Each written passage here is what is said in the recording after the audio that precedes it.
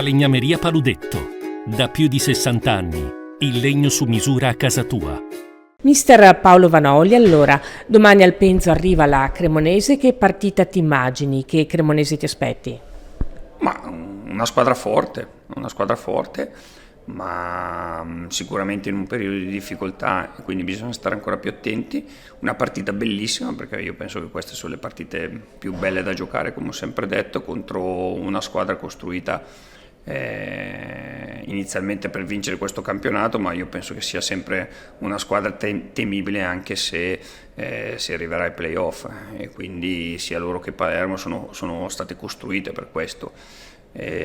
Noi dobbiamo essere fieri di questo percorso che stiamo facendo, perché oggi arrivare a giocarci questa partita così importante, uno scontro diretto per continuare a sognare, era un pochettino il sogno dall'inizio del nostro campionato.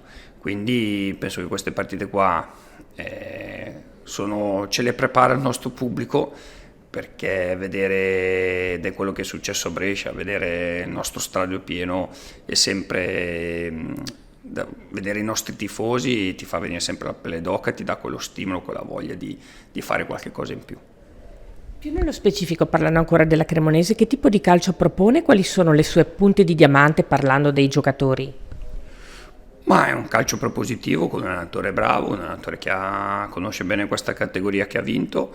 Si è visto anche con giocatori esperti, si è visto anche la partita di andata, quando sono rimasti in inferiorità numerica, hanno gestito bene la situazione, e dopo su una disattenzione di palla nativa ti hanno fatto gol, quindi è una squadra pericolosa, è una squadra che attraverso il possesso di palla fa anche la propria fase difensiva, quindi sicuramente ci dovremo aspettare una partita di sofferenza, però come ho detto sempre ultimamente, ho detto noi adesso siamo il Venezia, siamo un gruppo forte, dobbiamo guardare a noi stessi, dobbiamo guardare qual è il nostro sogno, come poterci arrivare, e dobbiamo continuare a crescere. Quindi io penso che oggi, a parte la bellezza di questa partita sotto tutti gli aspetti, noi dobbiamo imparare a crescere in mentalità e a credere di più per avvicinarsi a questo sogno. Crescere in mentalità, dicevi. In particolare, quali sono le cose da correggere o sulle quali appunto crescere?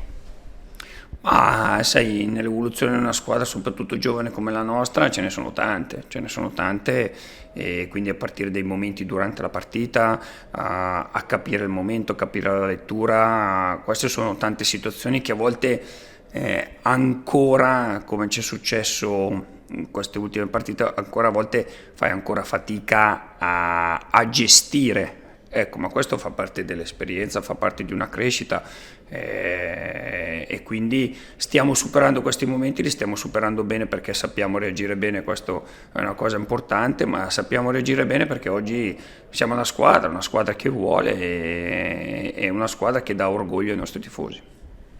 Tutti stanno bene, tutti recuperate i giocatori che avevano avuto acciacchi fisici?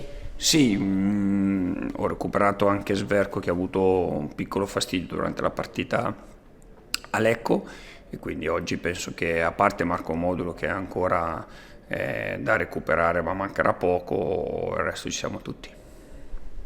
A proposito di assenze, non ci sarà sponda cremonese Jonsen.